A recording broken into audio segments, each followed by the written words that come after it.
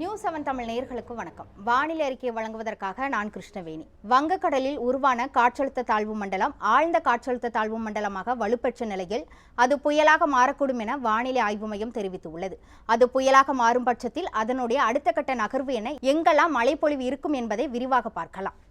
வங்கக்கடலில் உருவான காற்றழுத்த தாழ்வு மண்டலம் ஆழ்ந்த காற்றழுத்த தாழ்வு மண்டலமாக வலுப்பெற்று கடந்த 2 நாட்களாக டெல்டா மாவட்டங்களில் அதி கனமழை முதல் மிக அதி கனமழை பெய்து வருகிறது.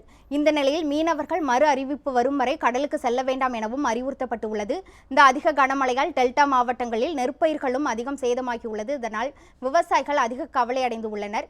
டெல்டா மாவட்டங்களில் வழக்கத்திற்கு மாறாக மிகவும் அதி கனமழை பெய்து வருவதால் பள்ளி கல்லூரிகளுக்கும் விடுமுறை அளிக்கப்பட்டிருந்த நிலையில் தற்போது இந்த ஆழ்ந்த காற்றழுத்த தாழ்வு மண்டலம் புயலாக வலுப்பெறும் என நேற்று அறிவித்திருந்த நிலையில் அதனுடைய வேகமானது சற்று குறைந்திருக்கிறது. அதாவது நேற்று சென்னையிலிருந்து 530 கிலோமீட்டர் தொலைவில் இருந்த ஆழ்ந்த காற்றழுத்த தாழ்வு மண்டலமானது இன்று அதனுடைய வேகம் சற்று குறைந்து 460 மீட்டர் தொலைவில் நிலை கொண்டு உள்ளது.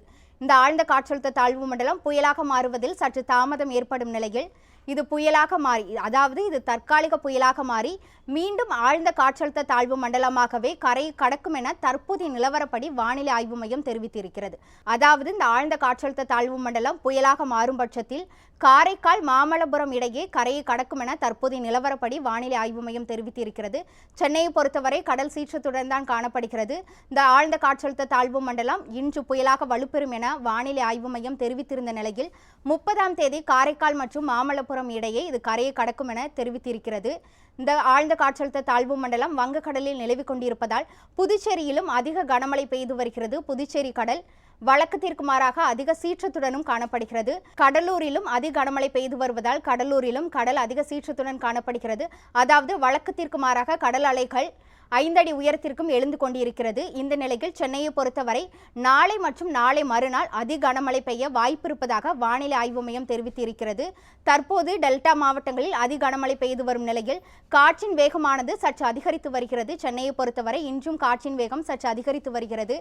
வரும் 30ஆம் தேதி இது கரையை கடக்கும் நேரத்தில் சென்னையில் மிக அதி கனமழை பெய்ய வாய்ப்பு இருப்பதாக வானிலை ஆய்வு மையம் தெரிவித்திருக்கிறது. இந்த நிலையில் சென்னைக்கு ரெட் அலர்ட்டும் விடுக்கப்பட்டுள்ளது. இப்போது அந்த வானிலை நிலவரத்தை பார்த்தோம் அப்படின்னா இந்த ஆழ்ந்த காற்றழுத்த தாழ்வு மண்டலமானது இலங்கைக்கு அருகாமையில் நிலை கொண்டு உள்ளது. நேற்றின் வேகத்தை பொறுத்தவரை இன்று வேகம் சற்று குறைந்திருக்கிறது என்பதுதான் உண்மையான நிகழ்வாக பார்க்கப்படுகிறது. மெல்ல மெல்ல நகர்ந்து வரும் 30ஆம் தேதிகளில் காரைக்கால் மாமல்லபுரம் இடையே கரையை கடக்கும் என தற்போது எதிர்பார்க்கப்படுகிறது. நேற்றுடன் ஒப்பிடுகையில் இதனுடைய வேகமானது தற்போது குறைந்திருக்கிறது. டெல்டா மாவட்டங்களில் தான் இது அதிக பாதிப்பை ஏற்படுத்தக்கூடும் என வானிலை ஆய்வு மையம் தற்போது தெரிவித்திருக்கிறது. பாண்டிச்சேரியிலும் இந்த ஆழ்ந்த காற்றழுத்த தாழ்வு மண்டலத்தினால் அதிக கனமழை பெய்து வரும் நிலையில் 30ஆம் தேதிகளில் இது காரைக்கால் மாமல்லபுரம் இடையே கரையை கடக்கும் என எதிர்பார்க்கப்படுகிறது. அப்போது சென்னையில் அதிக கனமழை பெய்ய வாய்ப்பு இருப்பதாக தற்போதைய நிலவரப்படி வானிலை ஆய்வு மையம் தெரிவித்திருக்கிறது. இதனுடைய அடுத்த கட்ட நகர்வு என்ன என்பதை அடுத்து வரும் நாட்களில் வானிலை ஆய்வு மையம் தெரிவித்த பிறகுதான் நமக்கு தெரியும் என எதிர்பார்க்கப்படுகிறது.